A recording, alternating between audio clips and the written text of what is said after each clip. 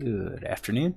A little bit later start to get this hand posted, but we're going to review it anyways, despite me folding in it.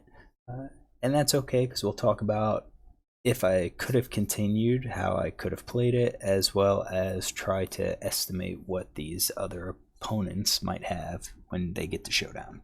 So this is 25 NL game. This is only my third hand at the table, and we have an early position player that makes a min raise, 2 big blinds. This player is playing 32-14, raise first in stat from early position 16.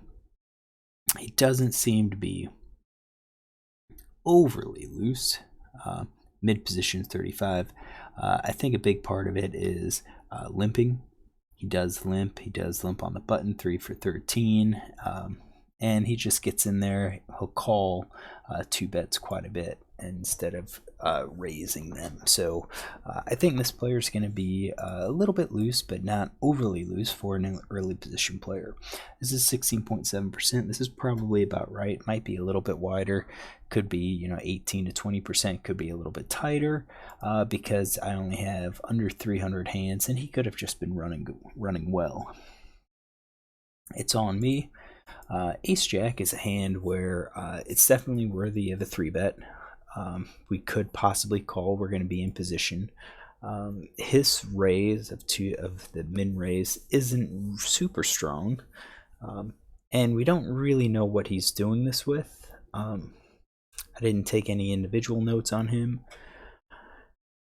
but I think generally speaking, this is a spot where I like to 3-bet, and I like to 3-bet up to 8 to 10 big blinds here, just to kind of apply pressure. If he folds, he folds,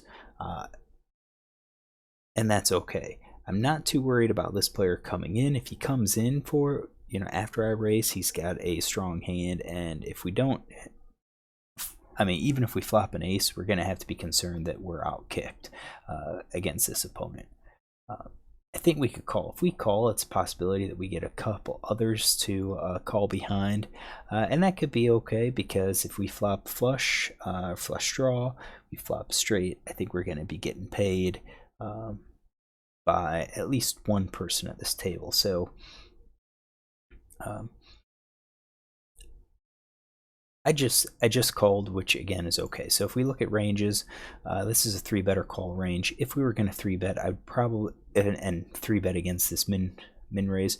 We're probably going to 3-bet everything here, and if we don't, then obviously we'd be calling. This is going to be the range we're going to move forward. If we split this range, then you have to ask, well, what am I going to 3-bet here, and what am I going to call? I think I would 3-bet possibly the small pocket pairs, maybe the suited connectors. These are the weaker hands, and maybe something like King 10 or Queen 10. What we're looking for is, I think it's more of a 3-bet bluff, not necessarily value. However, we're using these hands, these suited connectors, small pocket pairs, because if it comes, let's say we do it with pocket fives and the flop comes down 8-5-4, that's going to connect with us. I don't think he's going to think we hit the flop. We're going to get at least one call, and possibly maybe it comes ace 5-4. We're getting paid big time. Whereas a lot of those hands, calling, it just basically makes them into bluff callers. I'm okay with calling because I suspect I called here hoping to hit a big flop and make a lot of money, basically double. But again, I think raising is also an option. Villain calls. This is early at the table. I don't have any stats on him because I haven't really played with him much. I'm going to say, since it was a min raise and a call, that he's probably playing at least 50% of his hands. I'm going to say something like this. It could be 100%. Could be a really, really wide range. Flop comes down 8-6-3 with flush draw. We missed this big time. I think this is a spot where we could easily just fold. If it's checked to us, I think we just check behind. I don't think it's worth it to try to bluff here. However, if we are going to bluff, this is a decent flop to do it with. I think the mid cards, 8-6, kind of fits our range a bit. You can see we have those hands in our calling range. We could easily call with trips. We could have flushes or flush draws. We could have gut shots, open-enders with the 4-5 possibility. That's not necessarily in the range, but if we expanded our 3-betting and calling range, that would definitely be in our range. So villain bet 1.92. What do we know? He c-bets at a fairly high frequency, over 70%, and then he'll probably continue on the turn in the river. So with his c-bet sets, I'm going to say if he's connected, he's betting it. That's 51%, and then we're going to have to add in overcards. Let's give him all of his aces, all of his king queens. Maybe not the offsuits.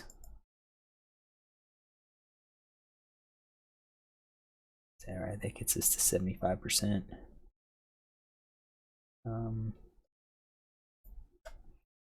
I guess no made hand. Yeah, we're gonna do this. Give him the kings. Oops. King, queen. So we got all the aces. Oops. And then we're going to give him all of the 2-card backdoor flush draws. So that's probably a little bit wider than he should be facing. I think for us, this would just be a pure bluff here. It's not overly large. It's on the smaller side. So this does kind of look like it's a standard c-bet size for this player. If we raise, what would we raise? I think sets. I think we're raising sets. Let's see here. Yeah, probably sets. Over pair. I think top pair can be a set. Vulnerable top pair 7, middle pair 6s. 7 6s, maybe 5-4 could be a bet. I don't think we're doing with 2s. I think those are all raises, and that's probably it. And then if we're going for bluffs, I think we're going for something like I hate to say it, but probably not an ace. And the reason I say that is by having an ace, it cuts into how many of these aces villain has. So I said he's probably c-betting with all of his aces. We want all of those in because if we raise, he might call and then fold on any non-ace that comes out. Or he could fold just right now. So I think that's kind of what we're looking at. What do? I actually called, and I think this is a really bad call on my part. Because when we think about what are we calling, maybe 2s. Definitely we're going to be calling flush draws, probably gut shots, probably some of our 2-card backdoor flush draws if they don't have like if they didn't connect with a pair. So let's get rid of like 8-7, 9-8.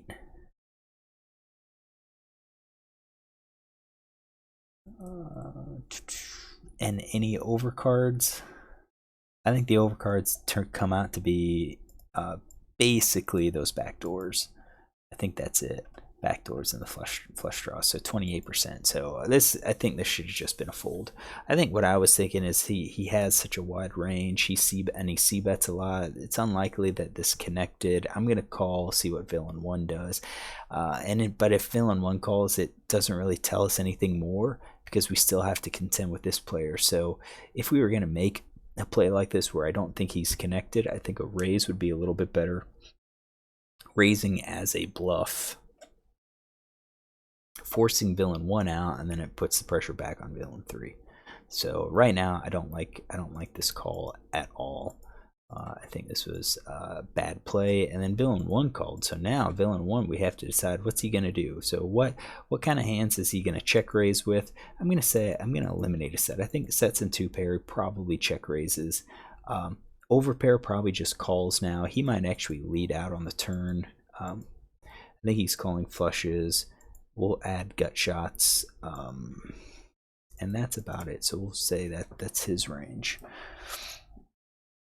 Onto the turn, we've got a 2 of clubs. That would actually be a standard calling range. I would have called 2s here, and that would have been actually fantastic for me.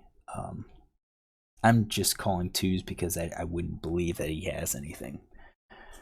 So villain 1 checks. I think when villain 1 checks, probably exclude like the overpairs, but now we're in a spot where maybe he's going to plan for a check raise with the overpairs. Straight does come in with 4-5. Villain 1 now bets. He bets about the same size. Let's see here. Yeah, about 25% or so, maybe a third, 30%. He bets. What is he going to bet? Well, right now I've got him continuing on the turns, out of position, 6 out of 6. This is 3 out of 3. I think he's probably going to c-bet again 100% of his range. He might be thinking everyone has, or somebody has flush draw, maybe both of us. And based on our call now, when we look at the hands that I have, I really don't have a whole lot. I still have the flush draw. I've got the sets. I think here villain's betting again. We can raise. I think we can raise our middle pair. No, probably not the middle pair because all that we have, well, that would be a flush draw. I don't think we're going to raise all of our middle pair. I think we're going to have to find a balance here for the sets. Ooh, so let's get these colored here. So we got green versus blue. I think that's going to be our raising range. In terms of our calling range, I think our calling range is going to be something like this. I think we still call with our flush draws. Don't really like the gut shot.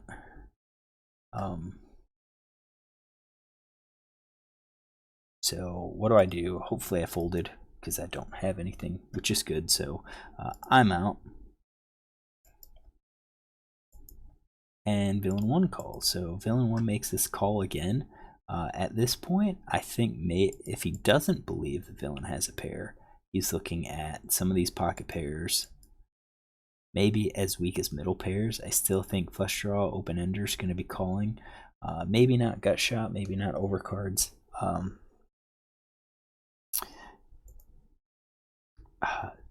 Top pair. Would he call with all top pairs? Yeah, I think if they don't believe you have an ace, he's going to call with all of those. The weak pairs is questionable, so we'll include them. But he's getting rid of a lot of his other junk. River's a 6 of diamonds. Pairs the board. So if we had a hand like hearts that missed, and it's checked to us, I think we can go ahead and bet something like at least pot, something big, maybe even going up to like 25 or 30 big blinds just to apply pressure, because we could have easily have had something like 6-7 or 6-5, and now we hit trips and we're representing trips with our bet. So they're going to say, well, why either have set of trips or we've missed our flush. We'd have a lot more flushes, I think, in our range. So we don't have to worry about that. Here, villain 1 checks. I think villain 1, standard villains, probably would have let out here with their big hands to try to get paid. Since he didn't, and of all of the hands in his range,